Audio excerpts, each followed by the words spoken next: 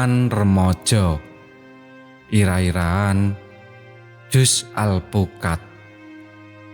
Anggitanipun Nuri EBS. Ora krasa aku wis lulus SMA. Sakbanjure aku melu SNBP, njupuk jurusan Ekonomi Syariah IAIN. Merga ibuku wanti-wanti yen aku kuliah golek sing cedhak ing Kediri bae supaya bisa nyambi nyinaoni tekliwere urusan bengkel mobil Cahaya Abadi kagungane bapak. Mula saben Setu lan Minggu tak koberne nyemplung jroning jagat perbengkelan. Malam minggu iki aku kepengin metu. Honda Vario tak gelak mengulon tekan jalan Brawijaya. Dalan-dalan padat kendaraan. Saka poncote jalan Brawijaya, aku menggok nengen, njur belok ngetan mecaki jalan Ronggo Warsito. Jalaran wis krasa ngelak. Motor tak lebokne pelataran warung Lego. Ning jero warung aku tolah-toleh nyawang pengunjung jejel riel kaya dawet. Ing pojok lor kulon tak deleng isih ana kursi kosong siji. Age-age tak parani. Nuwun sewu, menika kosong nggih? Pitakonku marang wong lanang wadon setengah umur karo sawenehe kenya. Iya mas, monggo. Semaure ibu-ibu iku semanak, njur mbacutne anggone dahar. Aku nyawang kenya sing lungguh ing kiwaku. Aku mantuk karo mbalang esem.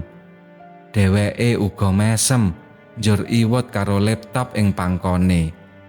Edian tenan, ing papan rame tur malem minggu, kok ya kober-kobere berjumbu rayu karo laptop. Jebul dheweke dudu putrane bapak-bapak lan ibu-ibu sing lenggah sak ngarepku kuwi. Aku pesen jus alpukat. Sinambi ngenteni pesenan diladekake, tak lirik kenya sing katon serius karo laptope iku. Sakwise bapak-bapak lan ibu-ibu mau ngalih, aku age pindah posisi lungguh sak ngarepe cewek sing cuek bebek kuwi. Maaf, jus alpukatnya. Ujare Pramuladi ngagetake olehku ndomblong. Matur nuwun.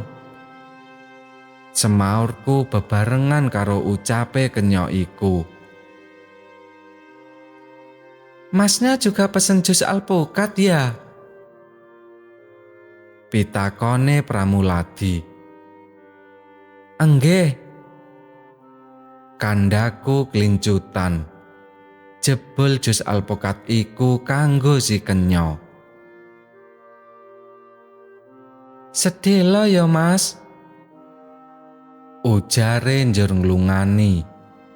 Cewek iku nutup laptope. Dilebokne tas, njur manter nyawang aku. Rola siji ya? Pitakone. Aku kaget, dheweke ganti tak pandeng. Sik, yen ora kleru, sampean rola 10 kan? Walah, jekethek malah ketemu ning kene Ar. Kamangka ning sekolahan ora tau ketemu. Kandhane. Kok adoh temen sabamu Nat? Lagi sambang eyang ing Balowerti. Lah sampeyan kok yo nglayap nganti tekan kene? Aku saben Sabtu Minggu mulih menyang Gugurante. Sekolah ning kono aku nderek budeku. Ora to, ning panggonan kaya ngene kok ya isih laptopan. Dina prei sekolah ki ya digawe santai. Timbang lamun angen-angenku tak gawe ngumborong rakit roman remaja. Sapa ngerti bisa kamot ing PS. Kandhane karo mesem. Aduh Biyung, eseme njiret ati lanangku, gawe sengsemku. Rambut dawa sak bangkekan diumbar ngrembyak. Pakulitane kuning resik. Mripate mbawang sak bungkul. Janggute nyatis. Ana andeng-andeng cilik sanduwure lambe. Pramusaji wis teka maneh ngeterake jus alpukat pesenanku. Kaya dikomando, aku lan Nadia nyeruput jus bareng. Seneng nulis ya? Aku mung seneng maca, merga bapakku langganan PS. Sing tak jujuk dhisik cangkriman perapatan. Kandaku. Aku seneng apa tumon.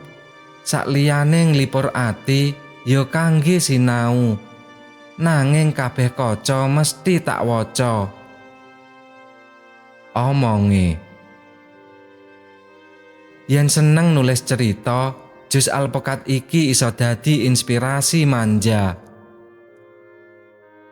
Dheweke mesem.